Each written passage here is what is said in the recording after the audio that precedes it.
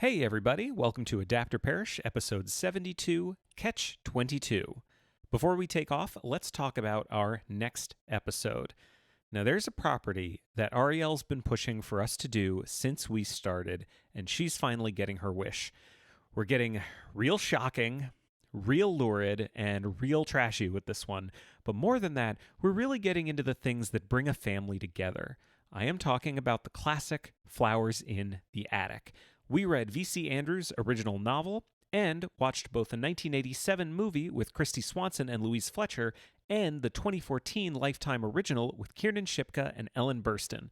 I'm still not sure I want to do this, but now that I've announced it, I think I have to, and you'll be able to hear it in 2 weeks on Tuesday, August 11th. One last thing before we get started, we announced it in our last episode, but Adapter Parish is now on Patreon. Ariel and I have been planning this for a while, and we're really excited about the benefits that are available. This show will always remain free, but if you'd like to support the show directly, we have a whole bonus show for you called Adapter Parish Plus, because that's how this works with every service now. We've already put out our first episode, with new episodes released on alternating weeks between episodes of Adapter Parish. You can find out all the details for that benefit and others at patreon.com/adaptcast. If you have any comments, questions, or corrections about today's episode that you'd like to hear on the show, remember to email adapterparishcast@gmail.com or tweet at us using the AdaptCast hashtag. If you enjoy the show, we'd love it if you would share that with the world by leaving a rating and review wherever you listen to podcasts. Show notes from this and all other episodes can be found at adapterparishcast.com. Also, one last thing before we get started. We just wanted to give everyone listening a little bit of a content warning for this episode. So the story of Catch-22 gets into some pretty rough territory, and we do in this episode talk briefly about violence towards women and rape. If that would change anyone's plans to listen to the episode, we wanted you to know that here. But with that said, on with the show, Adapter Parish, episode 72, Joseph Heller's Catch-22.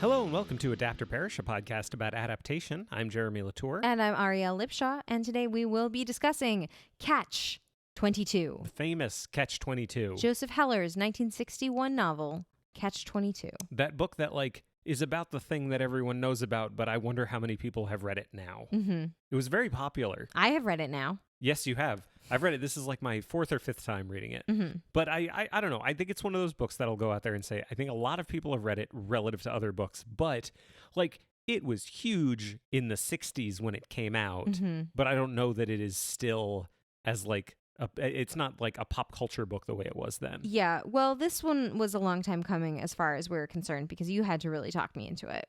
Mm-hmm. Because I had not read it and did not want to read it because it was a long book about war and men, and I don't like war or men, really. Well, I think the thing we found out by doing it is it about war? No, it's set in war. And is it about men? Yes, it is definitely about men. It is about men. Yeah. All right, so let's get into it. As I said, I read this. I've read this a number of times. I'll tell you, the first time I read it was when I was in 6th grade, which I think maybe was too early to read this book. Yeah. I don't think it was too early to get a lot of the humor that's in the book. Mm-hmm. The writing style of the book is very funny. Mm-hmm. And as a 6th grader, I appreciated that. But the war stuff, the whole last quarter of the book, I didn't appreciate when I was a kid. And then I read it again in high school, and then I read it again in college, and I had this idea in my head that I would reread Catch-22 every 4 years, and I would get something new out of it as I matured and turned into an adult. Mm-hmm. And the last time I read it was college, so that didn't really happen. That's 4 years ago. What are you talking about? But yeah, this is now here I stand at 37 having read it again. And I was right. I did get new stuff out of it now that I didn't get out of it at the time. Yeah. Well, this, I have to say, when I finished the book, I was like, oh my God, I finally finished. It took me 3 months to read because I started reading it in April. Mm-hmm. And we're recording this now at the end of July. And you were like, to be fair, it took you 2.5 months to read the first 50 pages. And then it took you 2 weeks to finish the book because once I actually, at one point I came to you and I think I was halfway through and I said, I just started getting interested in this book. And you were like, right? It grabs you a little bit. And I was like, yeah, it does. But it took me a while to get into it. I did turn to you at one point and I was like, I hate this. Yeah. And I felt really bad. I didn't want to do that to you, but I figured you would end up liking it because it's a very likable book. Well, I wanted to know what happened, which I certainly can't say for every single book I've ever read, especially for this show. And then you found out what happened. Did you feel good about yourself in the world? I mean, let me put it this way. The book ends kind of joyfully. And that's true. With hope, which is good. Maybe we should backtrack for a second. Okay. There may be people listening right now who don't know what Catch-22 is about, other than war and men. I bet there are a lot of people who have heard the phrase Catch-22. So let's dig into that, and then I think maybe it's time for Back of the Book. Yeah, we haven't done Back of the Book in a while, and this is like an intense leap back into it, because this is a fairly extensive Back of the Book. And effusive. Maybe I'll let you read it. Let me read it. I haven't read it. You've read it, I guess. I actually have not read it. This is my first pass. Catch-22 is like no other novel. It is one of the funniest books ever written, a keystone work in American literature, and even added a new term to the dictionary. I don't think that's grammatical. What? I guess it is the modifier for the three clauses in the sentence. So if you just put it is in front of the last clause, what it actually says, it is even added a new term to the dictionary, which is not grammatical. Well, Joseph Heller didn't write the blurb. I never said he did. At the heart of Catch-22 resides the incomparable, malingering bombardier Yossarian, a hero endlessly inventive in his schemes to save his skin from the horrible chances of war. His efforts are perfectly understandable because as he furiously scrambles, thousands of people he hasn't even met are trying to kill him. His problem is Colonel Cathcart, who keeps raising the number of missions the men must fly to complete their service. Yet if Yossarian makes any attempts to excuse himself from the perilous missions that he is committed to flying, he is trapped by the Great Loyalty Oath Crusade, the hilariously sinister bureaucratic rule from which the book takes its title. A man is considered insane if he willingly continues to fly dangerous combat missions, but if he makes the necessary formal request to be relieved of such missions, the very act of making the request proves that he is sane and therefore ineligible to be relieved. Catch-22 is a microcosm of the 20th century world as it might look to someone dangerously sane, a masterpiece of our time. Do you want me to read the quote from the New York Times Book Review? I mean, sure. A monumental artifact of contemporary American literature, almost as assured of longevity as the statues on Easter Island. God damn it. Catch-22 is a novel that reminds us once again of all that we have taken for granted in our world and should not. The madness we try not to bother and notice, the deceptions and falsehoods we lack the will to try to distinguish from truth. The end. It's amazing. Thank you. Thank you. I want to paraphrase something. So Joseph Heller, this was his first book, and he got asked a lot over the years why none of his books, why he had never written another book that had risen to the great heights that Catch-22 did of his first novel. And he just, I'm paraphrasing now, but apparently what he would do is he would look at people and just kind of with a smile go like, who has? Which I enjoy. Good for him. So I mentioned that this was his first novel. Can I give just a little more background on it? Of course. So Joseph Heller always wanted to be a writer. He wanted to be a writer when he was a bombardier flying in World War II There it is. in the Mediterranean theater. But he didn't actually start writing it until 1953, and it wasn't published until 1961. And then, as I said, he wrote a number of books after that, at that point. So there's not a lot of other historical context that I want to talk to about this other than, like, two things. One, it was written in a decade that was defined by the Korean War, McCarthyism. And then in 61, when it was published, like, a group that it became incredibly popular with was the anti-war crowd. Because I think it makes a lot of sense that a group who is anti-war would pick up on this book as something that speaks to them. Yeah. Because on its face, it is a very anti-war book. That's the first thing. But the second thing is it? And that question goes deeper than that. Like, is it anti-war? Is it even about World War II? Is it about Korea? I have my thoughts of that, but what do you think? I mean, it really struck me as it's sort of anti-bureaucracy, which I guess the army is the ultimate bureaucracy. But I suppose if you were trying to make that point, you could have written about anything, including the Blue Cross Blue Shield Insurance Company, which I had some dealings with earlier this week. Sweetie, I think you need to be careful about that. I know how much everyone loves their insurance companies. So apparently, our child, if he had been sick when he was born, it would have been fine and they would have covered everything. But because he was healthy, the pediatrician sticking his head in to say, is everything okay with your baby, was charged as a well visit. And because we were in the hospital for 4 days, he had 4 well visits. Yeah. He had 4 quote unquote well visits in his first 4 days of life, and Blue Cross will only cover 10 in the first year, which means by the time we got to his 6-month appointment, I got a notice saying his 6-month vaccinations were rejected and we have to pay because he went over his limit of well visits, which is insane. It's totally insane. They would have paid hundreds of thousands of dollars had he been sick, but they won't pay $189 for his vaccinations. I mean, say it with me now. That's some Catch-22. It's the best there is. It's a great line. I thought I was going to have to explain more about like what Catch-22 is, but I feel like the back of the book did a really good job about that. Mm-hmm. But I want to get back to this for a second because I think I agree with you that it's really about bureaucracy. And a couple of things kind of back this up. One, he got asked a lot what it was about. Mm-hmm. And he never really came out and said, no, everyone calm down. This is what it's about.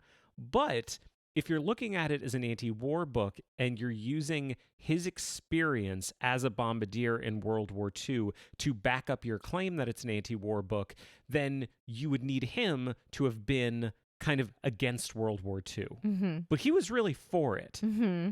Because kind of everyone was. I mean, I feel like everyone was for World War II. That's the thing. So, like, and he spoke many times about how he was like, no, we thought what we were doing was noble. He said that he never really had a bad experience with any of his commanding officers. Like, I'm not going to say he went to summer camp, but like, his actual experience of fighting in World War II, he didn't come out of it sounding like the kind of guy who would write Catch-22. Mm-hmm. But I do think that living in this country in the 15 years that followed did inform his desire to write a book about bureaucracy. Mm-hmm. And I think, as you say, like, we're just making assumptions here now, but everyone's making assumptions about this. Here are ours. If you're going to make a book about bureaucracy, one of the greatest bureaucracies you can do that on is the army. Mm-hmm.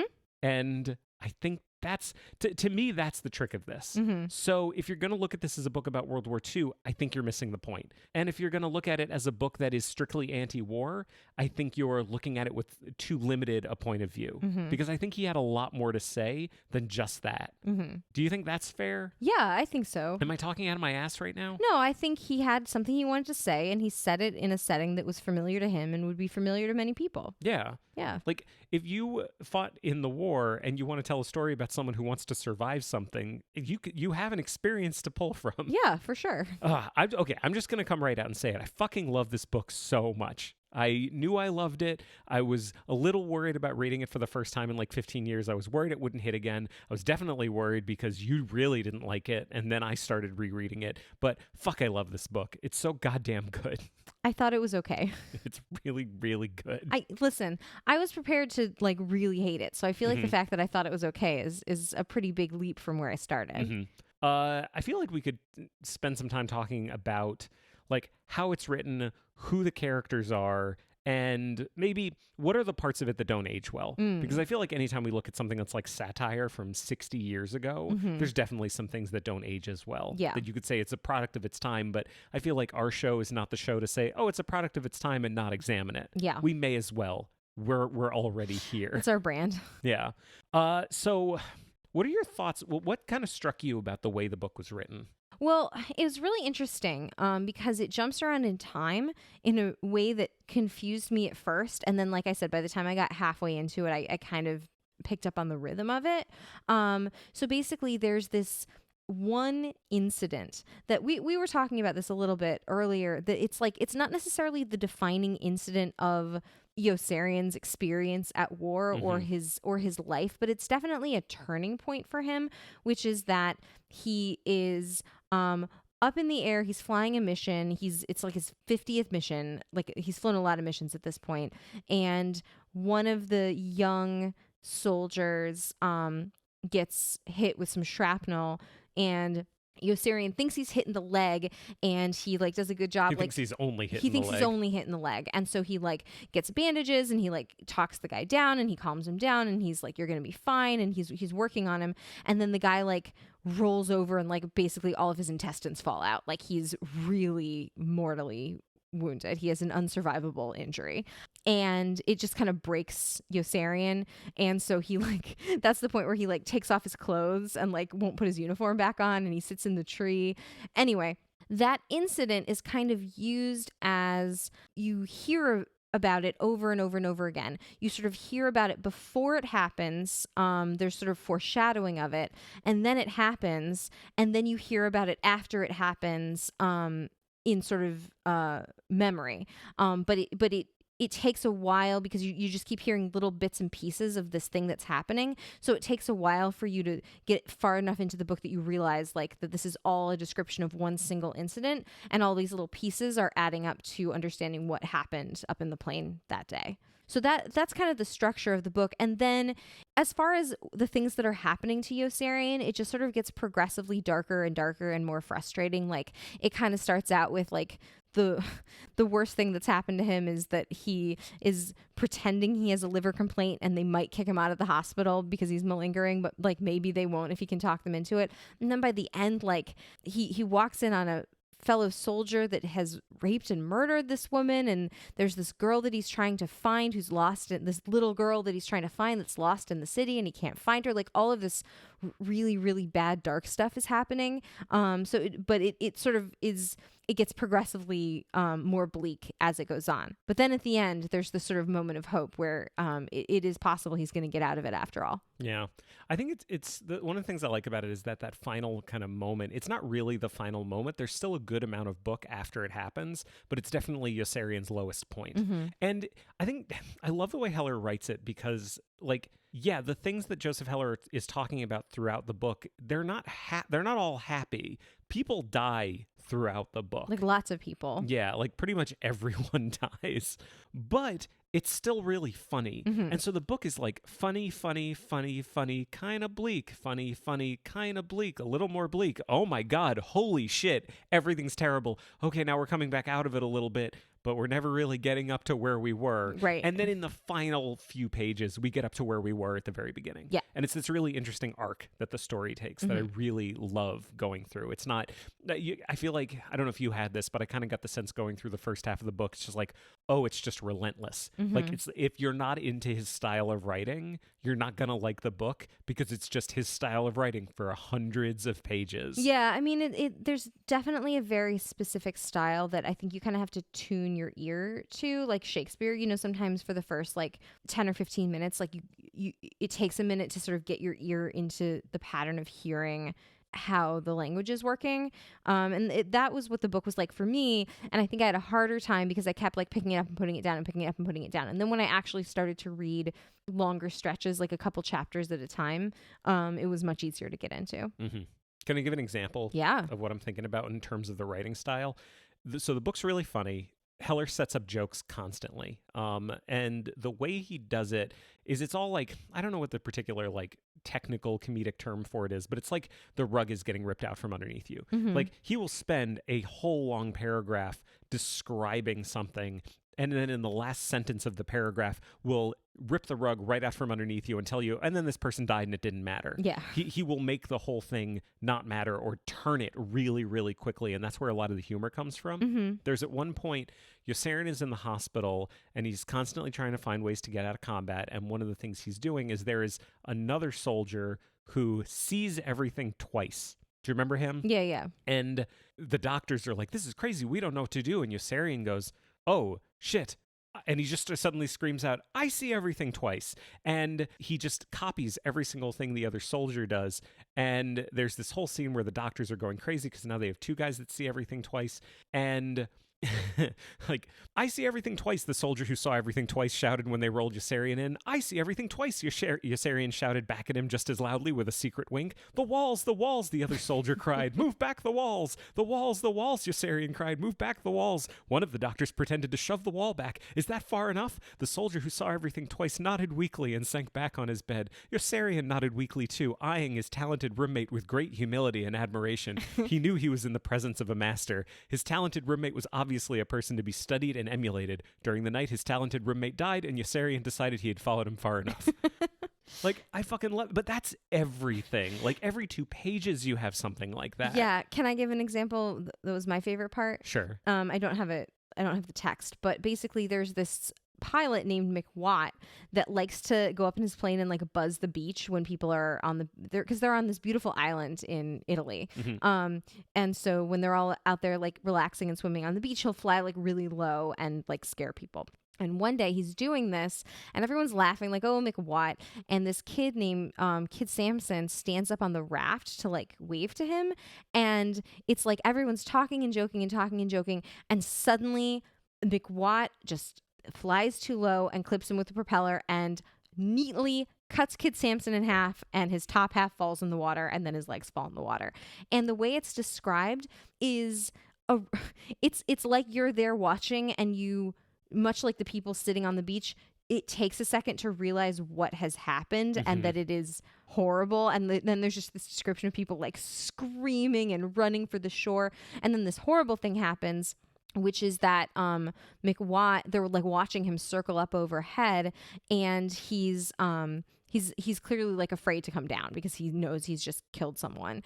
And you see they're saying like he's got like 3 guys up in the plane with him, you know, these 2 guys and Doc Danica. And Doc Danica's like, no, I'm right here. I'm standing right here. And they see like 1 parachute come down, 2 parachutes come down, and they're going, why doesn't Doc jump? Like, why doesn't he jump? He's got a parachute. And he's like, because I'm right here. Yeah. Because there's this thing where he like signs his name. He has to fly missions too, so he like pretends to go, and he like signs his name, but he doesn't actually go. And then McWatt flies. It's really sad. He flies his plane into the side of the mountain because he's afraid to come back down because he's killed somebody. So it's this juxtaposition of like comedy, tragedy, comedy, tragedy, comedy, tragedy. Like, it's not just like, here's something funny and then something serious happens. It just goes back and forth and back and forth and back and forth. In the same moment. And then it sets off this whole thing where Doc Danica is dead, but he's not. So he can't like get fed or like, well, they can't. The paperwork says he was on the plane, right? So he's dead. He has to be. What are they going to do? And we get this entire side story where his wife finds out and ends up like tons of people. Like, she keeps getting money from different insurance companies and ends up making like a pretty penny for herself and moves to a different city with their kids. And it's just like done. But it goes on those tangents that I love. Like, you mentioned Doc Danica, McWatt, Kid Samson. It's crazy how many characters there are. Like, I know, and none of those are even like major characters. Like, we haven't even mentioned Arfie, Nately, or Hungry Joe. Yeah. Like, there's so many of them. Who's the guy that dies in the plane? Clevenger, who goes in the cloud. Yeah, Clevenger disappears in the cloud. And then the kid that gets shot and all his guts fall out. Well, that's Snowden. Who's actually not that important of a character. We just hear his name a lot. Yeah. There's just so... And then Colonel Cathcart. Well, there's Colonel Cathcart, Lieutenant Colonel Korn, General Dreedle. There's Scheisskopf. Yeah. What a great character Scheisskopf is. Mm-hmm. And the chaplain. Oh, well, that's something I wanted to talk about. Yeah. And one of the most beautiful things in the book... Can I see the book? Oh, yeah. I just want to read the first 2 lines of this book. This is a very famous opening line. It was love at first sight. The first time Yossarian saw the chaplain, he fell madly in love with him. That's the author telling you something. Mm-hmm. The author is telling you something about the tone that this book is going to take, about what characters are important, about how characters feel things. Like, one of the things that struck me about this book reading at this time is just how much everyone is pure, unadulterated id. Everyone is just id. People feel a thing and they do a thing. And because Heller is taking this kind of omniscient narrator, he's telling you every single thing that's going on inside their heads. Nothing is left up to the imagination. And so, like, everyone, at one point I was like, everyone's id. All the men, everyone is just a crotch. All of them, the entire just constantly time. Fucking. Everyone's either fucking or trying to fuck and failing to fuck. Everyone all the time. And so the women in the book are reduced also to crotches. Yeah. Because that's what the men's crotches want to interact with. And I've never heard it put quite that way. well, the crotches want You to... have a way with words. I appreciate that. There's lots of pants feelings in this book. I don't think the not even audience... feelings, just pants. I don't think the audience gets many pants feelings from this book, but like the characters clearly have pants feelings all the time Yes. for everyone. And I know I'm jumping all over the place right now, but maybe that's appropriate given the fact that we're talking about Catch-22. But one of the things that I think is really important for us to talk about, because I think we need to start moving on to the movie and all the other stuff. Does this book take place in reality? Mm-hmm. Are these real people we're hearing about? When you read this book, did you look at them as real people that you might interact with in life? No, I took this as a heightened type of narrative. Incredibly heightened. Yes. Like, nothing about this is real. I mean, think about it. Okay, so we haven't even talked about my favorite character. Who's that? Milo Minderbinder. Milo's great. And Milo talks his way into becoming the mess officer, which means he's responsible for getting all the food for all the men and women on the base. And he basically through creating this like trade syndicate, he not only becomes like the greatest mess officer in the world, but also becomes like the vice president of Malta and like the sheik of Oman, like all of these different like cities and towns and countries like elevate him to high ranks. And that's a joke. Like that's satire. Like that's not something that ever could actually happen in the world. It would never happen. So it's funny. It's very funny, but it's just an example of that we are living. This book does not take place in the world that we live in. It takes place in sort of a heightened version of reality. Yeah. I mean, I think you came up with the best example before, which is Dr. Nika. Yeah. Like, Dr. Nika's death is absurd. Yeah. It is the most absurd thing in the entire novel, because in real life, he would say to anyone, "Hello, I'm here. I did not die." And they would accept that. Yes. But in Joseph Heller's world, that is not good enough. Yeah. What you see is not good enough. Yeah. Paperwork is what's important. Yes. What does the paperwork say?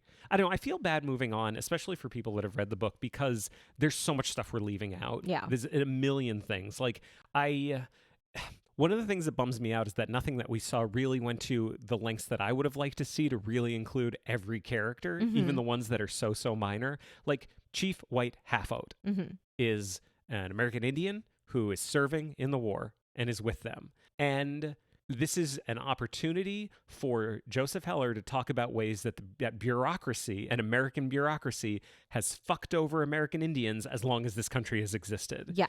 And it's just another way for him to twist the knife a little bit and prove his point. And Chief Half-Oat, he's not a really stereotypical character. He's no more stereotypical than any of the other characters that are there. There is a Texan who is reasonably stereotypical.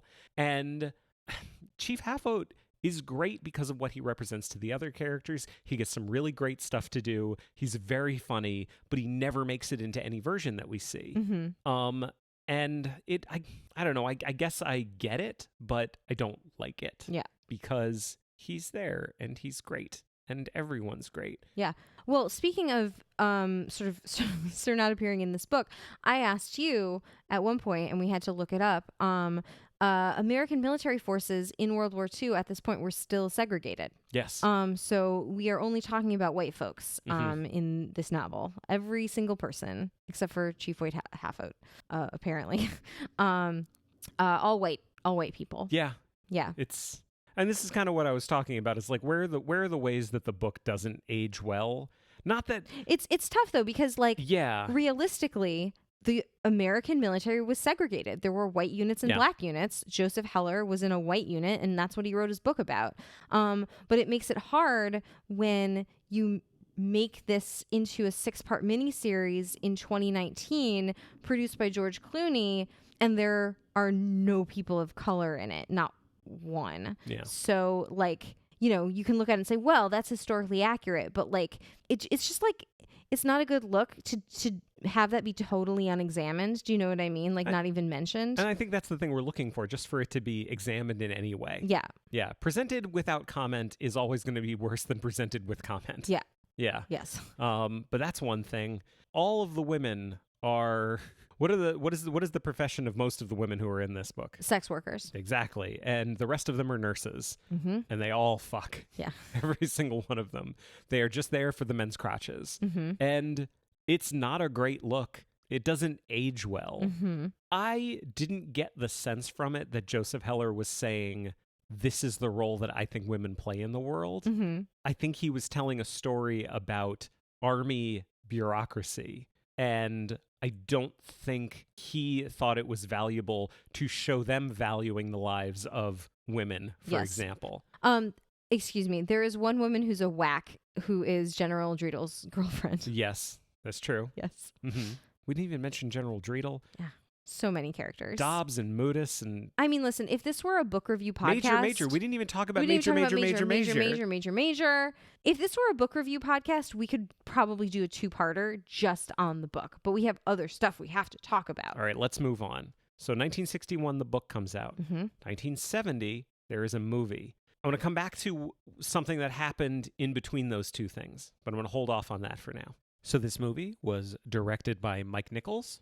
It was written by Buck Henry.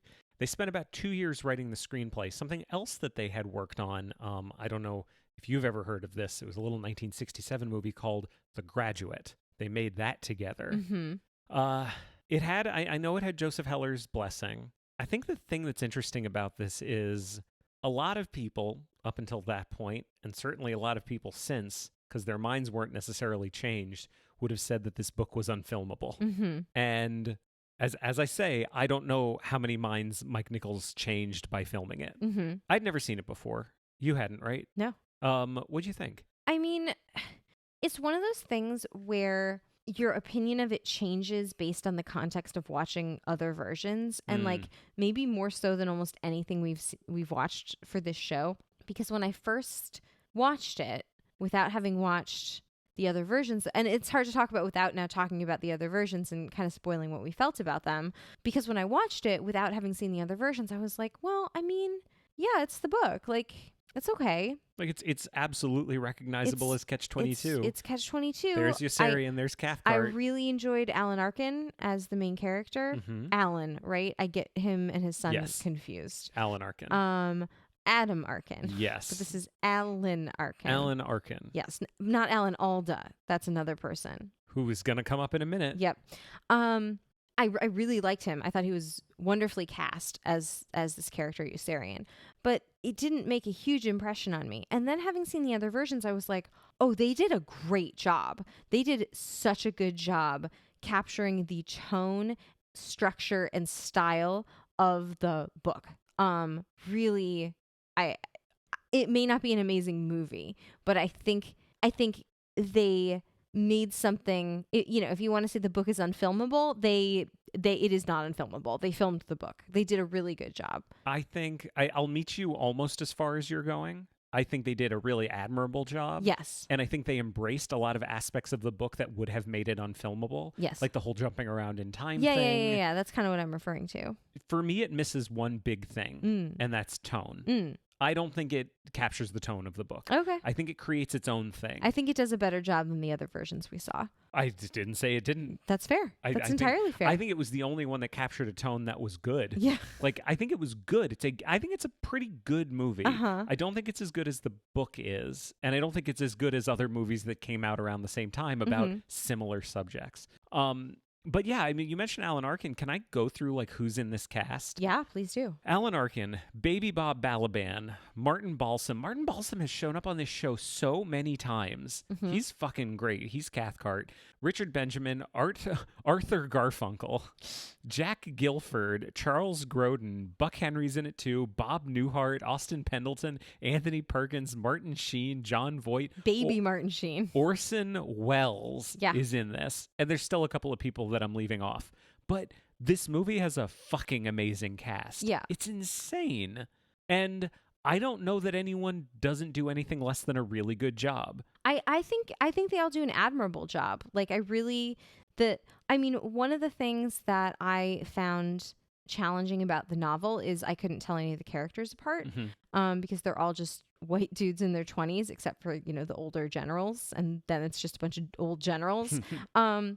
But by the end of the book, I found that they were distinct and I understood who everybody was. And I thought the movie did a really good job of keeping the characters distinct. And it's hard when you have that many characters who aren't that differentiated from each other, like on the surface.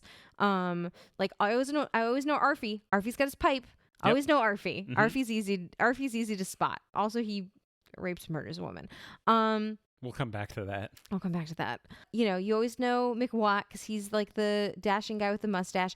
I mean, like, God bless him. Like, they embraced that scene when Kid Samson gets chopped in half. Like, it is so gross. Like, he's chopped in half and like all of his insides fall in the lake, but his like legs are still standing, and then his legs just like slowly topple over. But like, It's not the worst case of a person being cut in half that I've ever seen. It's the second worst case I've ever seen. But they managed to make it funny because it's so sudden and absurd. Like, you just sort of laugh nervously. And like, if this book has any tone, I feel like nervous laughter is probably like pretty high on the list of like things that it elicits. Yeah, I think it captures the tone occasionally, Yeah. which is the thing that makes it frustrating. Yeah. The way I feel about this movie, and this is something that's come up on the show before, but the way I feel about it is like you're a teacher and you've got a kid who could be an A student, but they just didn't do as good a job as you know they're capable of. That's more frustrating than a perpetual D student getting another D. Yeah. You know? It's really frustrating. Like, I watch this movie and it's almost perfect. It's almost what I wanted it to be and what I think a lot of people wanted it to be. But I think Nichols makes some choices and has a certain sensibility that I think pull against what made the book so great, which was in part the tone of the book. So like, the book is manic. The stream of consciousness is crazy. Yeah. So you're moving between locations multiple times in one page. And I'm sure they sat down when they were writing it and said, well, we obviously can't do that because that would be too much. So we need to show it somewhat. So in the movie, you do have them jumping around in time a little bit, but it's not anywhere near as intense as the book is. And I think a lot of the comedy comes from that jumping around. I would actually love to see that in a movie. Yeah. Of Catch-22. Yeah, and again, like, it was the kind of thing where at one point when I was reading the book, I said to you, like, I just like, I don't understand what's going on. Like, they're here, they're there, they're here, they're there, and you were like, just you gotta just let it wash over you. And then like the next day, I was like, I think I'm enjoying this more. I'm just letting it wash over me. I'm not worrying as much about like who everybody is and where they are at any given time. And like, it made it much more enjoyable. If you're trying to spend a ton of time like remembering exactly who Dobbs is and who Danby are, like you don't, you're missing the point. Yeah. Danby was the one they threatened to take out and shoot. Yes. I do remember Danby. Oh, it's so good. But I want to give like another example of what I think Nichols was doing. He was bringing a lot of himself to it because Nichols has a background in the theater. And this was a really theatrical movie. I found it too slow and too theatrical. Those were my big problems with it. And we talked about this a number of times when we were watching it. There are so many sequences in the movie that seem like they would have best played out on a stage and not on the screen. Do you know what I'm talking about? I do, yeah. Like, there's the scene in the really dark part where he's back in Italy and he's looking for, Nately's whore's sister. We haven't even talked about Nately's whore at all. We said we were going to talk about it at the beginning. We never really talked about it. Yeah. I'll just briefly. I want to be very clear. The name of the character is Nately's whore. Yeah. But we don't feel good about that. We don't feel good about talking about it. No, well, there's no. I mean, but it is what it is. There's Nately's whore, and Nately's whore's sister. Yes. Those are three characters we Kid know sister. about. Nately's whore's kid sister. Yeah. I think we'll probably end up talking about them a little bit more when we get to the miniseries. Yeah. But in the scene where Yossarian is going back to Italy and Nately's died, he's trying to find Nately's whore's kid sister, and he can't find her. He goes back to this house where all of the sex workers were, and all that's left is this old woman. And in the book, it's definitely a point where Heller slows down a little bit, but in the movie, the scene feels like it takes 20 minutes. Yeah. And it's this giant, dark set, and the camera never moves, and Yossarian makes his way across the stage, and then he makes his way across the stage again, and he moves all the way to the front of the stage to talk to this woman, and it's just there's no editing whatsoever in it, which is fine, but it is very theatrical. And I think it kind of misses the rhythm of the book. Yeah. And if you were to talk to Mike Nichols, he'd probably be like, no, they're talking about Catch-22. This is the focus of the movie. This is what everything's been leading up to. Like, you have to really linger on this. We've earned this. And I would argue perhaps they did not. I don't think they did. Yeah. And then at the very end, when Yossarian's in the hospital because he's been stabbed by Nately's whore, which is like a beautiful Wile E. Coyote thing that like we haven't even talked about, that like Nately dies, he goes to tell Nately's whore about it, and Nately's whore says, okay, well, fuck you, I'm going to kill you. And she spends the whole last quarter of the book trying to kill Yossarian. And she's like following him across countries and jumping out in disguise to kill him. And it's a cartoon. Yeah. It is absolutely like Looney Tunes. But she stabs him, and he's back in the hospital. And there's this scene where Danby comes in with Chaplain Tapman to tell Yossarian that Yossarian's roommate had gone down in a crash, but it turns out Orr's alive. He was in a boat and he made his way all the way to Sweden. He rode to Sweden. And the way this plays out is one shot. It is a big, stark white set in a hospital. Yossarian is the only patient, and Danby and Tapman find their own beds that they can lay on, and it's a tableau. Yeah. It's a real tableau, but it's a tableau that feels like it should have been on the stage, not on the screen. I don't think it was really helping the material to be that kind of objective and theatrical about it. So I thought it was too slow. I thought it was too theatrical, and the best thing I can say about it is that Nichols understood that this was not the real world. Yeah. He made it abstract and he elevated it and he made it absurd. I just think the direction he went in wasn't exactly the direction that I think the book went in. Yeah. Which is not a terrible thing to say about it. It's a perfectly valid thing to do as a creator. It's just not what I was looking for. Yeah. Well, I have a proposal for you. Yeah. I would like you to imagine and tell me if you think this would have been better, the same, or worse. And Mike Nichols, of course, is a wonderful, prolific director. But imagine that this had been directed by a man, much like Joseph Heller, a Jewish World War II hero, Brooklyn boy, Melvin Brooks. Oh, it's not Mel Brooks' style, though. But I think it could be. I don't know. Mel Brooks didn't do the kind of thing that I'm talking about. Yeah. I think you need someone who's really going to go off the rails and make it like crazy. Yeah. I'm talking about someone like Michel Gondry or something like that. Not at the time, obviously. I mean, obviously. I don't think he was born. Yeah. It frustrates me as someone who is trying to do a podcast where I'm critiquing film to say, I don't know who could have done it, but I know the thing in my head that I want. I mean, here's the deal. Yeah. I hate to recommend this person, even though I enjoy his movies. Wes Anderson. We recommend him a lot. I know. I thought about that. I actually don't think he would be someone good, only because I'm so stuck on the idea that Anderson should direct Forster. Yeah. I don't think I want him doing Joseph Heller.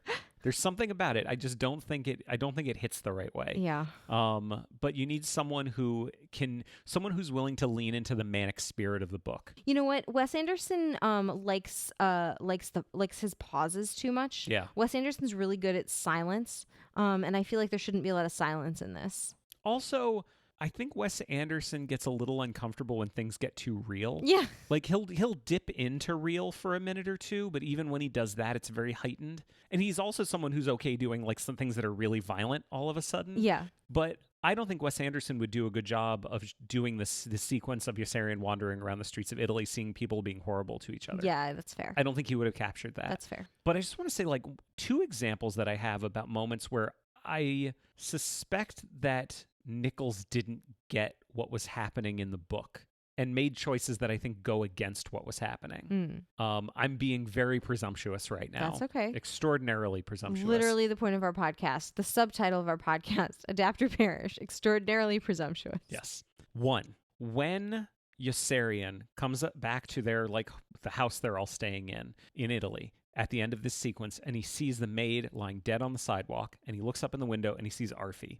who, up until this point, for folks who don't know the story, Arfie has always abstained when the other men have always bought time with the sex workers. Yes. Because Arfie has never paid for it in his life. As he continually reminds us. Yeah, Arfie's a nice guy, Utter you know? piece of shit.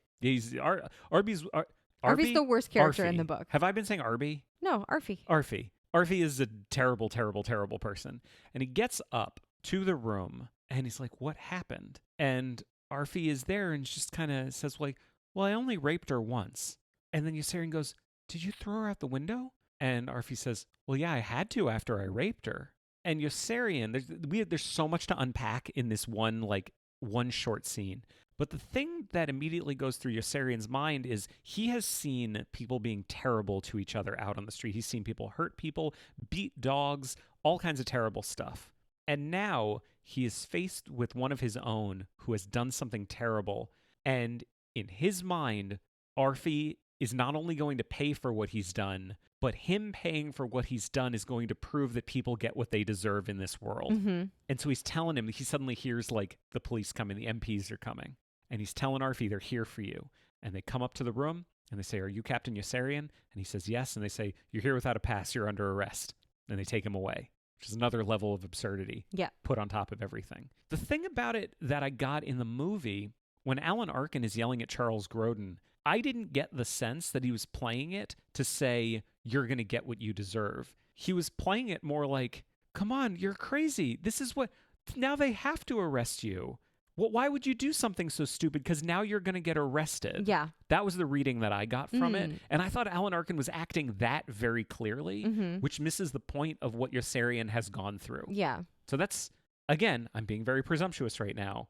But that to me missed the point. I also want to mention how this scene is written in the book, because it will be very important later, that he has this whole big scene with Arfi, and like he keeps saying like, you know, I hear the sirens, they're coming for you, they're coming for you, they're coming for you. And then literally it's just one sentence. The MPs came in and arrested Yossarian for being in Rome without a pass. Yeah. And that's the end of the chapter. Yeah. You're right. I think I definitely described. I think I was probably conflating it with the movie. Yeah. And making it longer than it needed to be. But I think it will be important actually later when we talk about how this scene was done in a different version. Yeah. But then the last thing I'll say about it, before we get to Sir not appearing in this film, which bums me out, the end. The very end. Because in the book, how does the book end? What happens to Yossarian at the very end of the book? He leaves to go to Sweden. Yeah, he's like, if Orr could make it, I can make it too. And he joyfully leaves. And the very last thing that happens is he dodges a knife being chucked at him from Nately's horror. Yes. How the book ends. And it's really joyful and it's really funny, and he's leaving. The way this is shown in the movie is we see Yossarian running away from the hospital all the way to the beach, getting in a tiny raft and beginning to row out to sea. And I think Nichols is doing the exact same thing he did so famously at the end of The Graduate. Because for those people that don't know, the last scene of The Graduate, we're spoiling the end of The Graduate now, Dustin Hoffman goes and he interrupts the wedding of the woman he loves to tell her that he loves her, and he says, run away with me, and she does. And they run away and they get onto a city bus and they're driving away and they're in the back of the bus. And Nichols did this thing that was in that context fucking brilliant, which was he lingered on them for too long. And you as an audience get to see what happens after the initial emotional like denouement of these two people. Yeah. Which is they suddenly have the crushing reality of, oh my God, what have we done? Yeah. Not that they regret it, but they have to face it. Yeah. They have to think about it. And it's like in a movie filled with brilliant moments, it's another brilliant moment. Famously. I think he does the same thing in this one. Yeah. Because we as an audience stay on Yossarian in his tiny little raft. In his like little rowboat. Yeah, for a really long time. And the thing I don't like about it is, as an audience, I'm projecting right now, but for me as an audience member, I'm looking at it and I'm spending too much time thinking about the reality of what's happening. I'm looking at it going, he's not bringing water with him. The oar he's using is way too small.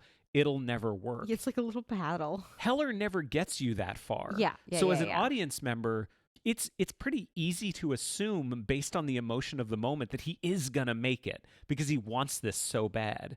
But it's almost like Nichols is saying, oh, yeah, he's probably not going to make it. Yeah. What he's doing is crazy and he's probably not going to make it. And it left me with a very different feeling than the book did. And if he did it intentionally, I don't like it. And if he did it unintentionally, I think he was wrong. It's fair. So this is probably the most pretentious I've gotten on the show in a while, presuming what was going through the mind of Mike Nichols, someone who was a lot more successful than, yeah, he's dead. R.I.P. Yes. Fucking great guy, great director. This didn't hit me the way I wanted it to. Yeah. Can I do Sir not appearing in this film? Please. I have two. I have an easy one and a hard one. Okay. Easy one. This does not have Scheisskopf. Scheisskopf. Who, in only one throwaway line, is acknowledged as being a shithead. Yeah. It's just the reality that this exists in. He's not in it, and he's a delightful character, and it's very sad that he doesn't make it in the movie. He loves parades. But more than that, Sir not appearing in this film is Joseph Heller. Ah! You know, we already were talking like about what other directors could handle this material. I'll bring it back to Wes Anderson and Bob Balaban, actually. Did you ever see Moonrise Kingdom? No. Okay, so it's not my favorite Wes Anderson movie, but there is a kind of a way that he constructs the movie, because the whole thing takes place on a little island. The movie has a narrator, and the narrator is Bob Balaban. Mm-hmm. And he's got him in this great, like, kind of oceany, seaside, slicker kind of like costume. And Bob Balaban is talking to the audience as if he's narrating a documentary, like a nature documentary. Mm-hmm. And he's telling you about the island and the people that are on the island, and he shows up throughout the entire movie. And it's like the thing I like most about the movie, because Bob Balaban's a delight, and I like having a narrator on screen. I think it's unique and interesting.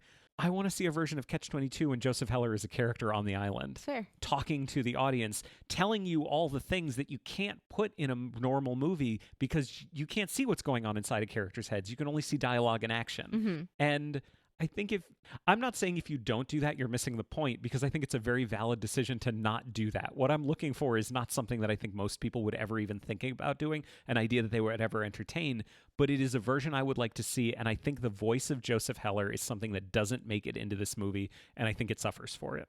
That's fair. Oh, Scott Pilgrim versus the World. Mm-hmm. That is, okay, so I'm sorry, obviously my brain is all over the place right here. I'm not talking about like a narrator. I'm talking about like something that cuts back and forth to multiple places within the span of a minute, but still maintains a really strong story through line. Mm-hmm. Like, I don't find it confusing at all. That's something that has an energy that I think a film version of Catch-22 could and should have. Gotcha. I would love to see that. Cool. Sorry, that just occurred to me. That's fine. So we need to move on. Mm-hmm. I'd love to walk you through a few years.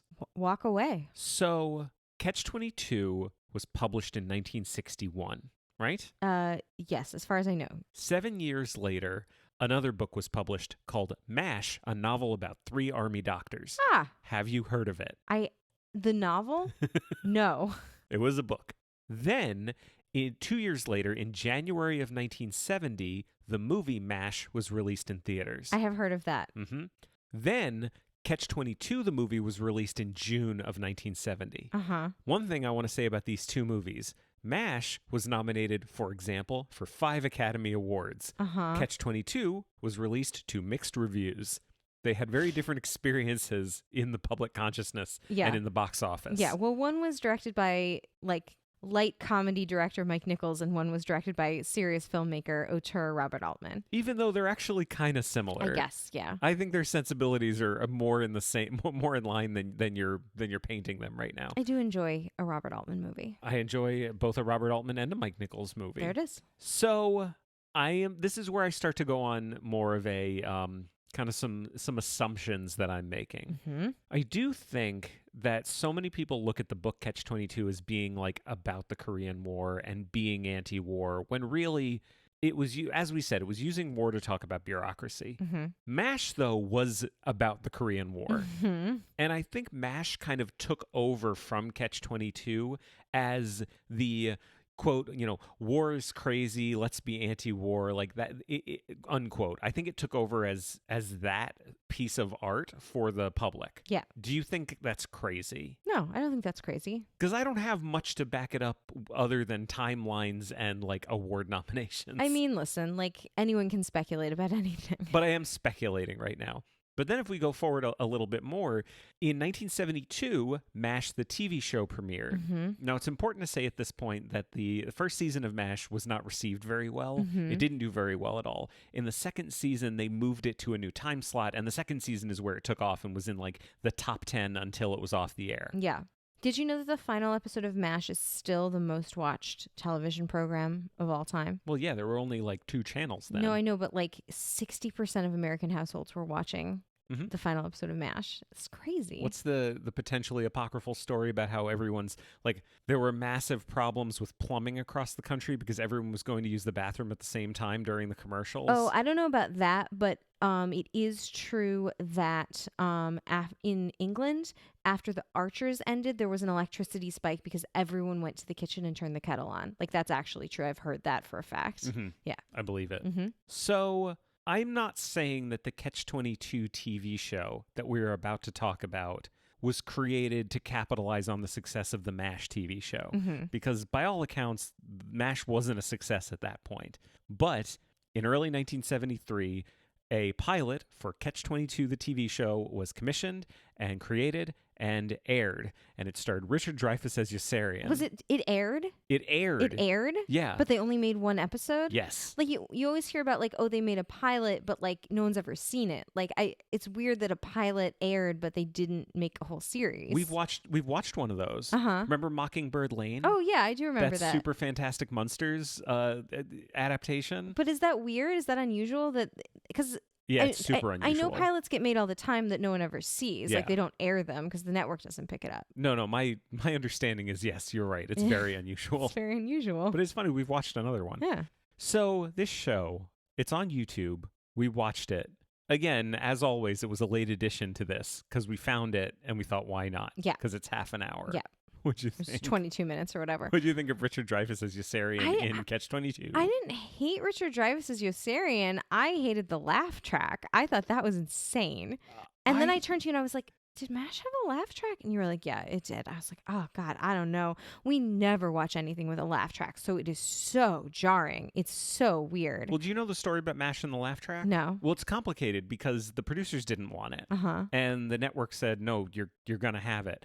And so two things kind of came out of that. One is that they did get the network to agree that as long as they were in the OR, there would be no laugh track. Mhm. So throughout all the seasons of MASH, if they're operating, there's no laugh track. Mm-hmm. But also, when it was aired in the UK, it was aired without a laugh track.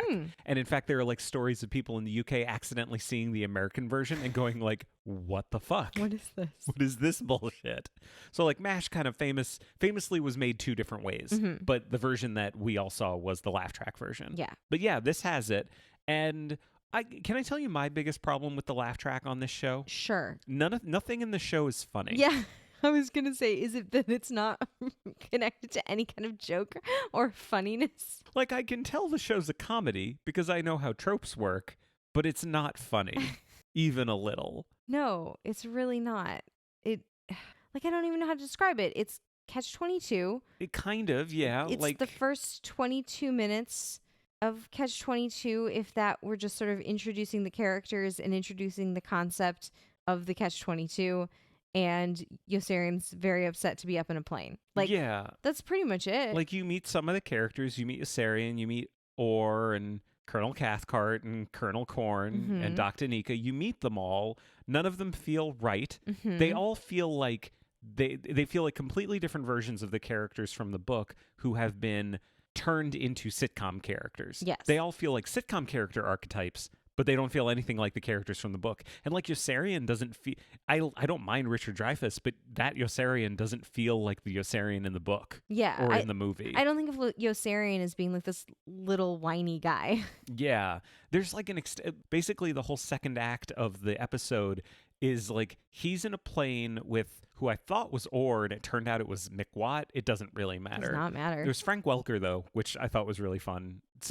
Two people went, oh, holy shit, Frank Welker. Doesn't matter. Does a lot of voices for cartoons. There's basically an extended sequence where he's trying to land the plane, but he's a bad pilot. Mm-hmm. And is it fair to say that the sequence lasts 10 minutes? It lasts a really long time. I've now got it mixed up in my head because I've been watching this like airplane disasters show. You're into weird stuff. I know. Do you have anything else to say about the show? Like, I'm glad it never turned into a show. No, it's nothing. I mean, look it up on YouTube if you want. It's nothing. It's my only thing about it is, I guess, the more I think about it, where could the show have gone? Like, the book gets dark. Yeah, that's kind of what I'm thinking. I think it would have just turned into like funny adventures of this guy that doesn't want to be in the plane. Like, I don't think they would have done anything else. Here's my speculation. I don't think they would have done any other plot elements from the book Catch-22. I think they would have just made up a bunch of funny hijinks. Like, they would have probably had a lot of Milo because his stuff is really funny. Yeah. But I think it would have just been like funny hijinks, guy in the plane, not Catch-22. That's what I'm guessing. I can see that. I'll tell you the vibe that I was getting from it, because I thought I would get kind of a MASH vibe from it, but I didn't at all. Instead, the vibe I got was like F Troop. Yeah. Which well, I know you watched when you were a kid. Of course I did. The music was actually like the little interstitial music was very similar. Yeah. F Troop, like Yep. it just sounded like that. Anyway, it was not good. So, yeah, it's a thing. Don't watch it. Don't. Or do. But don't. I mean, we all have a lot of time on our hands. Watch it if you want. So then, more than 40 years pass without any new versions of Catch-22. Possibly for the best. So in 2019, a new miniseries was released on Hulu. A little bit of a history of it. It was developed and written by two guys, Luke Davies and David Michaud. A couple things about them. Luke Davies is a novelist, and he wrote some screenplays. He wrote the screenplay for Lion, that Dev Patel movie that came out. David Michaud, he wrote and directed a number of things, including multiple movies for Netflix. He did War Machine in 2017 and The King with Timothy. Wait, is The King Timothy Chalamet? I don't know. Hang on. Yeah, it's the one with Timothy Chalamet. Gotcha. I couldn't remember if it was the Chris Pine one, but no, it's the Timothy Chalamet one. They wanted to do Catch-22. I guess they had an idea. They wanted to do like an anthology show, and every season was a new story, and they thought, oh, let's do Catch-22 as one of our seasons.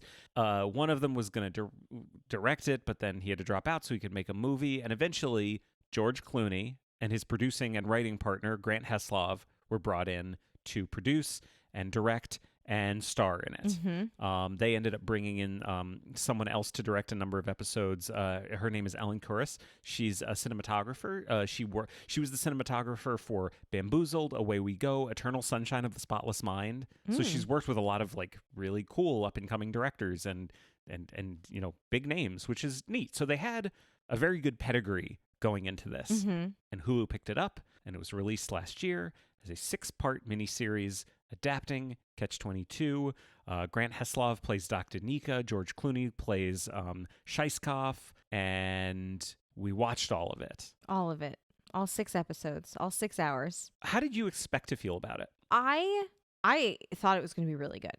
I expected to like it. I thought it would be fun and interesting. I mean, at this point, I was firmly on board that I enjoyed the book and liked the book and was excited to see a long form version of the book.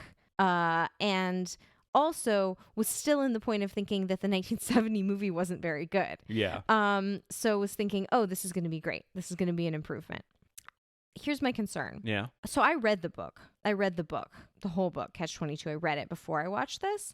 I'm a little concerned that many, if not all, of the people who made this movie did not read the book. I think they didn't read it. I think they may have read a plot summary, but I think they're getting caught like you're in school and like you've only seen the movie of something and like someone catches you out by asking a question like as you present your book report of something that was only in the book. I think they didn't read the book.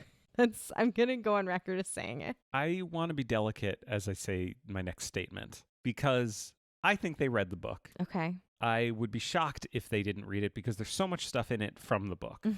And what I'm about to say is a pretty damning statement. Okay. They didn't get the book. Yeah. Which is a shitty thing for like some douche like me with a podcast to say about, people who make actual movies and are successful. Yeah, it's almost nicer to say they didn't read the book. Yeah, I know. But that's the thing. Like, I want to be damning right now because I think they did such a bad job. The only way I can explain it to myself is that they just didn't get Catch-22. Yeah. When we finished it, I was trying to think of other examples, other hypothetical examples of adaptations in a similar vein, and I could just imagine someone reading The Hitchhiker's Guide to the Galaxy and thinking to themselves, wow, this guy watches his entire planet get blown up and everyone he knows is dead. That must be terrible. That must be terrible. If we're going to adapt this, we really need to get in this guy's head and figure out exactly, you know what? I get it. The Hitchhiker's Guide to the Galaxy is about loss. Yeah. That's really what it's about. Yeah. And we need to dig in on that. Yeah. Yeah. So before we dig in too far on what we didn't like, I'm just going to say a couple things that I thought were nice about this version. The acting, a lot of it, and the casting taken out of context on its own, I thought was quite good. I thought the characters were well cast and well acted. I thought the guy who played Yossarian was a good Yossarian in a different version. Yeah. The show looks very pretty. Any given still shot of the show, I keep wanting to say the movie because it's like a movie, looks lovely. Like it's all very consistent. It's got a certain sort of sepia tone quality to it, you know, and it looks nice. The costumes look nice. Like they look good. The entire time you've been talking, just for everyone listening, I've been kind of shaking my head up and down. Like I'm agreeing. I agree with with almost everything you've said. Yeah. It looks nice. It looks expensive. It looks like someone had a lot of money and wanted to make this thing and put a lot of money into it. You know how like when you watch The Crown, it's very sumptuous and you're like, wow, this looks expensive. That's kind of what this feels like as well. That's kind of all I have to say that's good. I'm thinking, like, I'm trying to think right now of stuff that I thought was good. I had like one or two actors that I thought were standouts. Yeah. I think my favorite was Major Major. Yeah, Major Major is good. He's an actor named Louis Pullman, who I'd seen in Bad Times at the El Royale, which is a really good movie. He was one of the best parts of the movie, but he, for me, far and away was the best part of the show. I also liked Christopher Abbott as Yossarian. I liked Grant Heslov as Dr. Nika. I didn't. You didn't like him? I didn't. I thought he was actually pretty bad. Yeah, okay. Well, I'm sorry. Like, I think he was okay. But so my problem with Dr. Nika in this is kind of a microcosm of everything. Yeah. Yeah, I guess he's not bad, but it's a pretty bad interpretation of Dr. Nika from the book. That's fair enough. Well, we're starting to nitpick. Let's just name the overarching problem with this movie, or with this, God, I keep saying this movie, with this show that I think informs almost every problem that we had with it. Do you want to take the lead? I mean, I'll go with what I think it is. Yeah, please do. I think that the people who made this read the book and thought to themselves, you know what this is about? This is about what it's like to be a bombardier in World War II. Yeah. So we need to make our show about what it's like to be a bombardier in World War II. Yeah. Well, what I was going to say is extremely close to that, like slightly less specific, I guess. The tone of this was very, very off from what I expected, having, again, can't emphasize enough, having read the book. You're digging in more to the heart of it than my comment was. Yeah. Because like you're 100% right. The tone is the foundation of all the problems with it. It was Yeah, it was like watching 6 hours of Saving Private Ryan, Dunkirk, 1917, and Pearl Harbor, all mashed into get it? All there was a little bit of mash. All mushed, it was occasionally funny. All smashed into one. It was an epic war film about war and how bad it is to have war, which is a message I can get behind. It was just that the tone was so off from the things that were happening that were from the book that are absurd. Yeah. You know what I mean? It was as if you had the movie Pearl Harbor, but like with jokes. Like, yeah. Pearl Harbor is a bit of a joke. I didn't get it. Also, I didn't like that there was like a montage in every, like with jolly 50s music, like in every 40s music. I'm so sorry. That's part of the problem. Yeah. Like that, there's so much stuff in this that makes me think that they thought that this was a story about World War II. You know, we bring it up multiple times. I'll go back to a classic. Let's talk about Little Women for a second. One of the reasons we really like the 94 Little Women and also the Greta Gerwig Little Women is that they found out a lot about Louisa May Alcott, who wrote Little Women. Yes. And they incorporated aspects of her life and her house and her reality into the piece of fiction that she created, which makes it feel very lived in and very real and very relevant. And those are things that we really appreciate them for. In this, it seems like they didn't do the bare minimum of research to figure out, how did Joseph Heller write this book? Because I talked at the beginning, I did very, very little research, and it took me 5 minutes to find out that Joseph Heller, A, did not write this from when he was in combat. Mm-hmm. He actually liked fight. Like, I'm not going to say he liked fighting in World War II, but he said we were all behind it. Yeah. He didn't have any problems with any of his commanding officers. It took me 5 minutes to figure out these things. Yeah. So if you're looking at his book and taking it at face value, I feel like you're doing no research and you're doing nothing to find out what his experience was if you're trying to bring authenticity to it. Yeah. So what they're doing is they're bringing authenticity to a story that was not born out of authenticity. Yeah. Yes. Does that make sense? It does make sense. And the other thing that they're doing is they're saying, oh, well, we're going to tell this story. We're going to tell it straight off the page. So we're not going to update it so that we in 2019 are reflecting back on this book from 1960 about something that happened in the 40s. There are no Black people, no people of color, no women with names in this story. So fucked up. It's so fucked up. Like Nurse Duckett is one of the main characters in the book. You know that she is Nurse Duckett. That is, she actually has a name. She's in every episode of this show. You don't find out her name until the last episode. Yeah. Doesn't make any sense. And there's nothing in it to show that they were reflective about that. Like, I'm not saying you have to like make it anachronistic in ways that would promote representation. I'm not saying that's a necessary thing to do, but I do think you have to have some kind of perspective as a modern filmmaker, because you just do. Like hang on. I don't know how to explain it in any other way. I actually think you're right. I actually think this is a story where you can be anachronistic because Joseph Heller was anachronistic. But that's what I'm saying. Like can I give an example? Yes, of course we you didn't can. talk about this before, but like one of the things that takes a main part of the book is the idea of a loyalty oath. Mm-hmm. Remember the loyalty oaths? Yeah. That came from McCarthy. Right. That had nothing to do with World War II. That was all born out of the 50s. Yeah. So, I think you're right. Like, if you're going to be anachronistic about any story, be anachronistic about Catch-22 because it's not of its time. Right. Because they think it feels like they think they're making a serious film about war, and not sure they realized it was supposed to be funny. Like, the tone is so strange. Let me give it another example. Yeah. So Yossarian hangs out in the house with all the sex workers and the old man and all of the like the beautiful young girls that they're paying for their time. And Nately, it's so fucked up that this is like, I don't even want to call her this in reference to this film because it's not looked at in any critical manner. Well, by the end of the book, she is Nately's girlfriend. Nately's girlfriend has this little sister, and in the book, like, you don't really know much about her except that she's this kind of annoying little kid that's always tagging along. And then by the very end, the brothel, I guess, gets raided and everyone's kind of scattered to the four winds. And Yossarian suddenly is very concerned about where this little girl is. And he's kind of wandering around Rome trying to find her. And of course, he can't find her. And then that's kind of it. But in this, she's kind of a major character all the way through. And she is so cute. You love her. Yossarian loves her. He is charmed by her. You, the viewer, are supposed to love her. She's just adorable. And then when bad things happen to her, it's supposed to make you very, very sad. And it does make you very, very sad. But we, the audience, are not supposed to love this girl. And Yossarian's not supposed to love this girl. Like, it's not...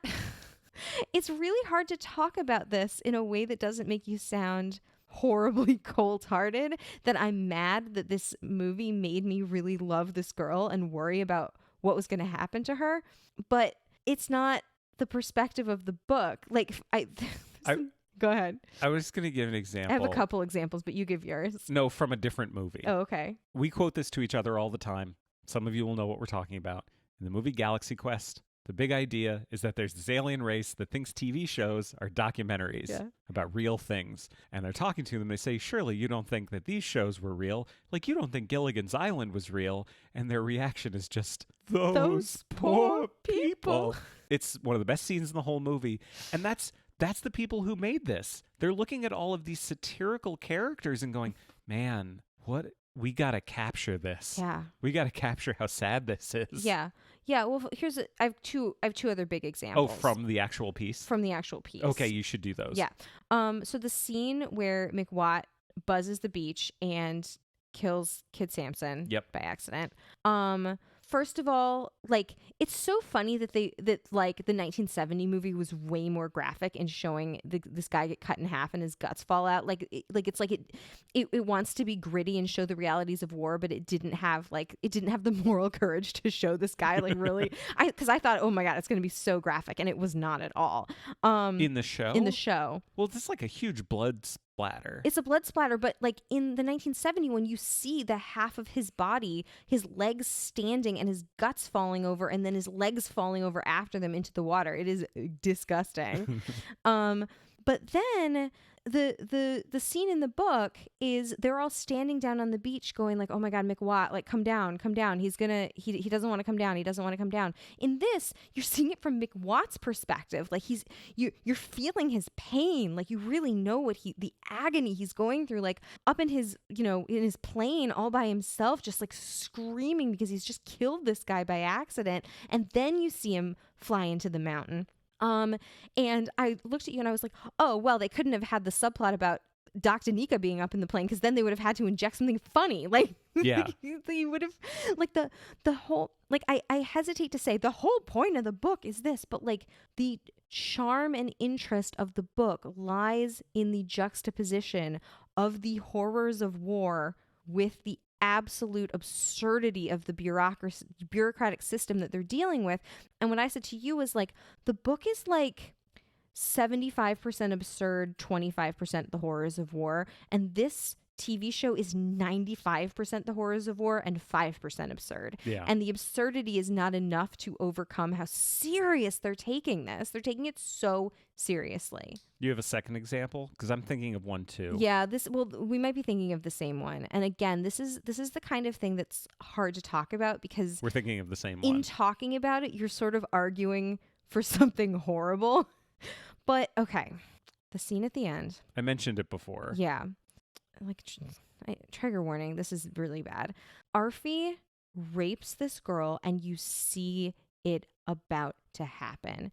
You, like, in the book, it's already happened. I mean, I described it before. Like, Yossarian shows up and Arfie's sitting and there. It's already done. Yeah. But in this, it is this, like, I had to leave the room because it felt so gross. It is this slow lead up, and you see her, because she's like the maid, so you see her come into the room and you see him like be really creepy and like prevent her from leaving and like talk to her, and she doesn't understand, and like it just makes like the hair on the back of your neck stand up, because you know what's going to happen.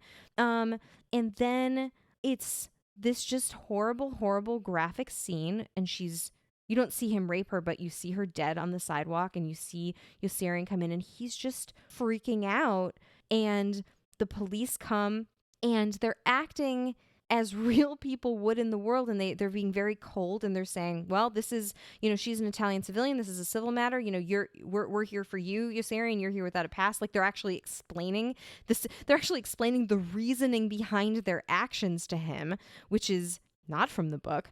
Well, and explaining things is another thing I want to talk about in this show, yeah, but I'm going to let you finish. I just want to finish up. And like, okay, no one would ever argue that it should be humorous to see a scene where a man rapes a woman and throws her out the window and kills her. Like, that would be a horrible thing to say, that it should be funny. But in the book, it seemed to me, the reader, that the intention of this scene was to be the climax of this totally nonsensical, absurd, depraved world that he is living in, that Yossarian is living in, where nothing means anything anymore. And for him to come into the room and Arfie go, well, I only raped her once. Like, and he's going, that is absurd. That is nonsense what you're saying. And then to be arrested for his mild violation when this murderer is sitting there is absurd. And it's this climax of everything that the book has been leading up to, that things are just getting more and more and more insane, but also more and more further and further and further away from the realm of human reality and existence. And in this show, everything is just the real world. It's just the real world, so it's just a terrible thing that happens. It's just a bad thing that happens. And that makes it feel so much more gratuitous, because it's not for anything. It doesn't mean anything. It's just a gross scene.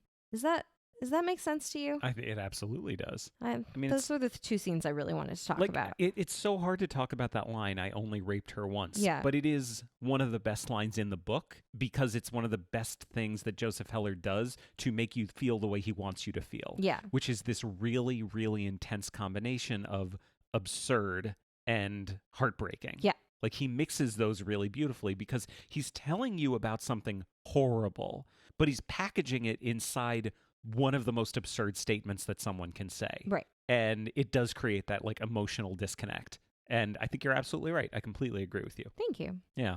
I hate that. I hated it. But I mentioned a minute ago that I want to talk about how much this show explains things. You know, the old thing about like explaining a joke is like dissecting a frog. Mm-hmm. Like, at the end of it, the frog is dead. Yeah. Like, I mean, I've said for years that when you explain a joke, it makes it funnier, which is a whole other Which joke. is itself a joke. Yes, exactly. I'm not going to explain it because that would ruin it. This show has no confidence in any of the actual humor that they pull from the book. Yeah. Because the show gives you two different types of humor. They give you jokes that come from the book, and they give you new humor, new jokes that they've invented. And the thing about the new jokes that they've invented, of those, like, half of them aren't very funny, a couple of them are funny, and then the rest of them just feel really out of step with the story. Mm-hmm. Like, they're things the characters wouldn't do at all. It's not the type of humor that's in the book. Mm-hmm. But then all the stuff that they actually do keep from the book, I'll give you an example. Major Major. In the book, Joseph Heller explains that this guy was named Major Major Major because his dad had a sense of humor and he lied to his mom about what he filled out on the birth certificate. Yeah. And then he arrives at Pianosa, and Cathcart, but he arrives as what's his rank? Not major. Whatever was Sergeant before major. Whatever. Corporal or whatever. Something like that. And Cathcart and Corn basically go, this is crazy. We cannot have someone on the base who's named Major Major Major who is not a major. It's going to make things too confusing. We're promoting you to major, which is funny. Yes. I just explained the whole thing in 10 seconds, which is about as long as it takes for Heller to explain it. But in the show, we see this play out. And there's a moment where Major Major has already met the rest of the guys. There's the whole crew, and Orr and McWatt and Nately and Clevenger and Yossarian. He's met all of them. We have already had a scene where he has explained to all of them why his name is Major Major Major. Mm-hmm. We've seen that as an audience. And then in the next episode, they're all playing basketball, and Cathcart and Corn come up to talk to this guy thinking he's a major, and he explains it all again to them. Yes. I don't understand what they thought was happening here. Did they think this was making it funnier? To explain, apparently. Like, Heller doesn't explain the joke, he lets it be a joke. In the show, they have to explain it, and they explain it twice. Yes. I don't understand what they're doing. It robs it of all the humor. Yeah. It's just not funny anymore. Yeah. And the show is full of stuff like this. They're constantly, everything takes so much longer to explain than it does in the book. Yeah. One thing that I came out of this thinking, and I usually don't say this about shows, but like coming at it from the perspective of an editor, every single one of these episodes was 45 minutes, which is how long a drama is, right? Mm-hmm. This could have been a half-hour comedy, and you wouldn't even need to change much other than the editing. Mm-hmm. They could have taken these unfunny 45-minute episodes, cut them down, change the music, and they would be funny, fast 22-minute episodes. Mm-hmm. And the exact same amount of story would have gotten across. Yeah. Because the music is half the problem with the tone. It's so dramatic. The music is one of two things. It's either really, really dramatic orchestral music playing over things that are very dramatic and scary, making them really dramatic and scary. Yes. Or losing the absurdity from the book, or period 40s music. Yes. Period pop music. Yes. Over 5 scenes an episode. Yeah. Well, which is exactly what they do in Marvelous Mrs. Maisel or Call the Midwife, really. Like anytime they're trying to emulate these, like, you know, these great period dramas that have these montages with music of the time, and I don't know, it doesn't work for me. Yeah, but the thing about Marvelous Mrs. Maisel, which is a wonderful show, is that good. It's good, and also it actually is supposed to take place in the time that it's supposed to take place. Right. And as we've said many times, Catch-22 is not about World War II. Yeah. So what is the point of doing pop music from World War II? Yeah. Well, they also changed something in this that bothered you a lot. I remember you mentioning it to me, which is that they made everything Yossarian's fault. Oh, I'm so glad you brought that up, because that is one of my biggest problems with it. Can I give some examples? Please. So Mud is the dead man in Yossarian's tent. This is something from the book where a guy shows up, he drops his bags off, and he immediately goes up in a plane and dies. And because of a clerical error, his stuff just stays in Yossarian's tent. In the show, it's Yossarian's fault. He asks where he needs to go to check in. Yossarian tells him. He tells him wrong. He ends up going in and gets conscripted to go up into a plane. And it's Yossarian's fault. When Nately dies, Nately in the book dies in one sentence at the end of a chapter, which is exactly what I was talking about. It's the way that Heller writes. And he dies, I'm pretty sure it's in a different plane from Yossarian. Yeah, I don't think it's connected to him at all. But it really comes out of the blue. In the show, Nately is the gunner in Yossarian's bomber. He gets shot at. The entire back half of the plane is hanging off where the gunner sits. Yossarian goes to grab Nately's hand and can't grab his hand, and Nately falls away from the plane. It's also the mission that Yossarian said to go back around. Yes. He wouldn't have been shot if they hadn't gone back around. I totally forgot about that. Yeah. It's the Bologna mission. Yes. So they go back around because of Yossarian. They get shot. He can't save Nately, so it's his fault twice. Yeah. Then later, Snowden. Yeah. Which is the centerpiece, like, turning point for Yossarian's sanity, essentially, which is when this kid gets killed. This kid gets on the plane. It's his first flight. Yossarian has made all of his missions at this point. Did we even mention the fact that, like, one of the central... I think it was on the back of the book that they keep raising the number of missions. Yeah. So Yossarian's flown all of his missions. He's got to go up on another one. Snowden's there, and he says, well, what are you doing? Snowden's like, well, I'm the gunner. And he says... You don't need to go back to the gunner position. There's nothing we're going to be shooting at. We're just dropping bombs. So he puts him like in the middle of the plane. Yeah. And so Snowden gets flak in the middle of the plane, and that's how he dies. Yes. Which again is a very dramatic scene that's not played in absurdist at all. It's played very real. Yeah. It's played too real. So yeah, everything throughout this, all of these horrible things that Yossarian experiences, that his friends experience, are Yossarian's fault. And I, for the life of me, can still not figure out what they were thinking when they made this decision. Yeah. Can you help me? No, I can't What were help they you. trying to do? I don't. I think it was maybe something about, like, the randomness of decision making and, like, the guilt that I truly do not know. Like, is it guilt? Is what they were trying to do guilt? Well, because the system that he's reacting to isn't actually that absurd. It's not absurd enough to justify him showing up at the medal ceremony without any clothes on. So it kind of has to be his fault. You know, they have to give him some reason. I'm grasping at straws here. The scene where he showed up and they were doing the parades and George Clooney was really, really proud of the parades was actually kind of funny. George Clooney's funny in the show. Yeah. Like, George Clooney's funny. I didn't have a huge problem with him. They kind of elevate Scheisskopf. Yeah. I feel like they basically, like, Dreidel shows up in the last episode, but I think they kind of turn Scheisskopf into Dreidel. Yeah. Like, they promote him to general much, much faster. Yeah. I don't know if this is going to make sense, but something that I felt about the writing, really from minute one, is that this was written by people who look at a story that they're adapting, and their driving force is fixing it. They want to fix it. Because in order to bring it to the screen, they have to have everything make sense. And they've got to run it through all of the normal things that you read about in every screenwriting book and you hear from Robert McKee in every, like, lecture that you go to that he does, which is just a whole bunch of people who are trying to convince you, I've figured out how writing works. I've figured out how screenwriting works. You got to do this. You can't have a character without an arc, like all these kind of things, which are true a lot, but they're not true 100% of the time. They're certainly not true of Catch-22. And that's kind of what I'm saying. Because it's very, very stylized. Catch-22 is the example where you don't need to do those things. And I feel like they came at it from the perspective of wanting to do all those things. So that's why everything is explained so much, because, well, the kind of stuff in Catch-22 that wouldn't make sense to a mainstream audience. That wouldn't make sense in a TV show. We need to have everything explained more. Characters need to have arcs. Characters need to have motivations. We have to get to know these characters. We can't just have someone show up and say a thing. We need to see what their history was before that. And we need way more detail than is given in the book, because it won't make sense otherwise, and it won't be good if we don't do that. And the thing that makes me saddest is the entire impression that I got from this, with the amount of care that was taken. I really felt like everyone who made this really patted themselves on the back when they were done for doing a good job, because they made something good. I think they made something good that works.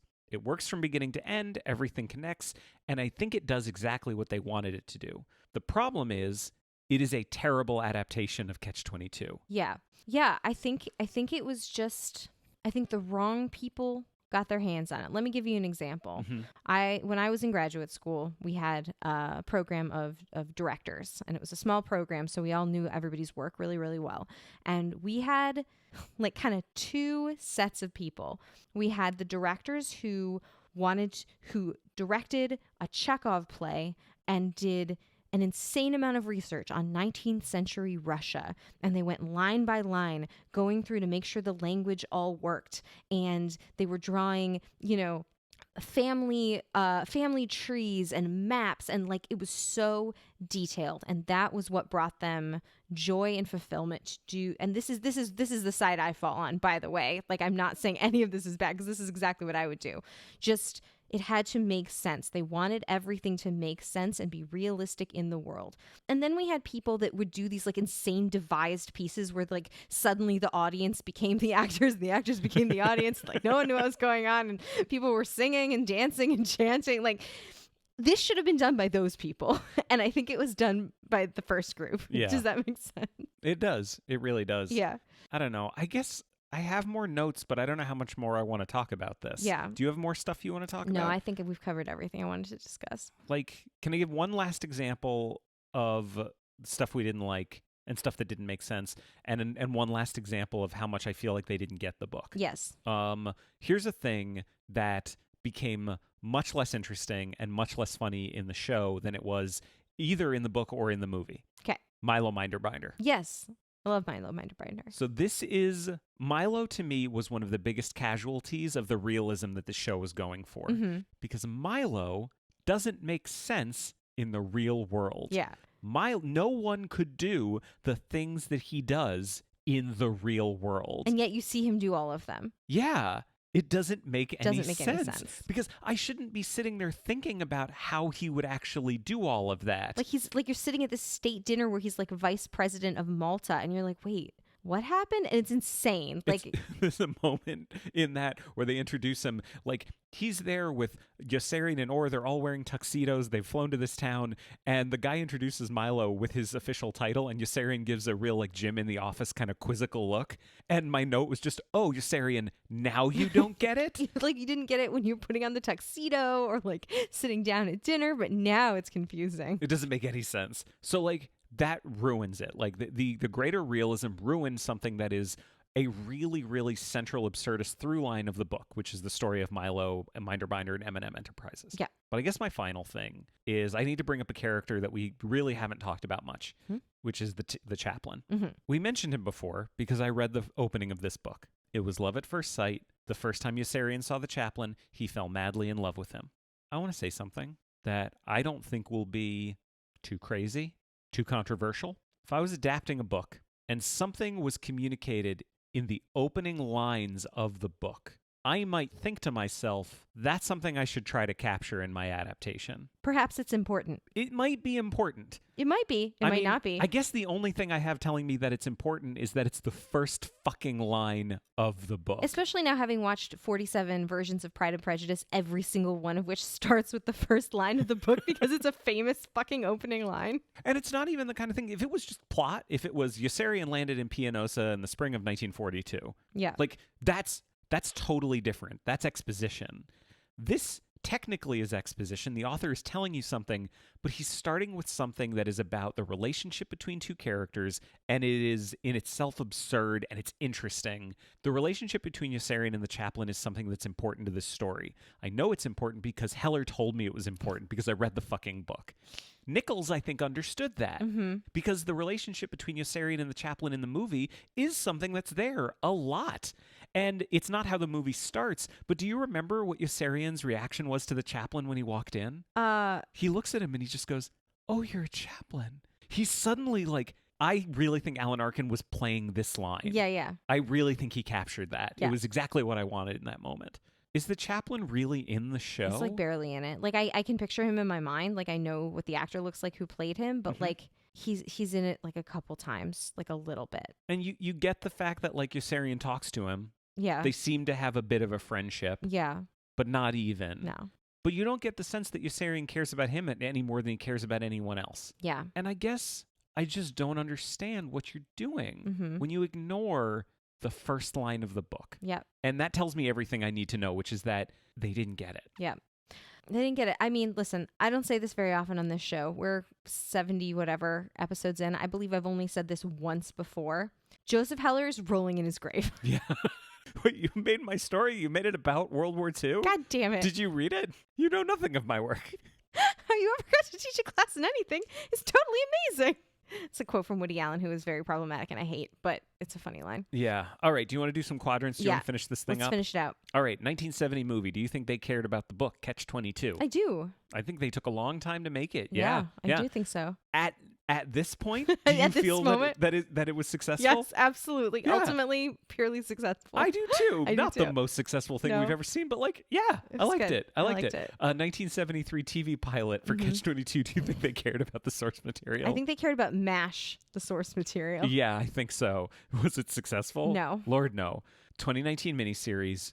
Do you think they cared about the source material? Yes, I do. Yeah. Yeah, of course they did. It's Of not course they their did. it's not their fault they didn't get it. Yeah, But they cared about it. yeah. Was it successful? No, No. In our view, it was absolutely not. it was not. Hated this. Hated it. Expect this to show up on a list at the end of the year for things we didn't like. A listicle. That's where I'm feeling right now. Oh, man. Oh, man. Well, this has been Adapter Parish. If you'd like to find us online, we're on Facebook, Twitter, and Instagram at AdaptCast. And if you tweet about the show, don't forget to use the AdaptCast hashtag. You can join our groups on Facebook and Goodreads, and you can also find and follow me on Letterboxd. If you have anything to say that's longer than a tweet, you can always send an email to adapterparishcast@gmail.com. If you'd like to support the show, there are 3 great ways that you can do it. First, tell a friend. Second, a rating and review on your podcast platform of choice would be greatly appreciated. And third, we have a Patreon. We are finally giving you the thing you were all asking for. How can I take this free thing and make it not free anymore? The show will always be free, but we are on Patreon. We have some really cool reward tiers for people who decide to be patrons of the show. We have a whole bonus show that we're doing. We've already recorded several episodes. We have a whole Slack community that we're building. We've got some great fans who are in there now. We've had some really cool conversations. If you would like to support the show in that way, you can find us at patreon.com/AdaptCast. It's some catch, that Catch-22. It's the best there is. Bye, everybody. Bye.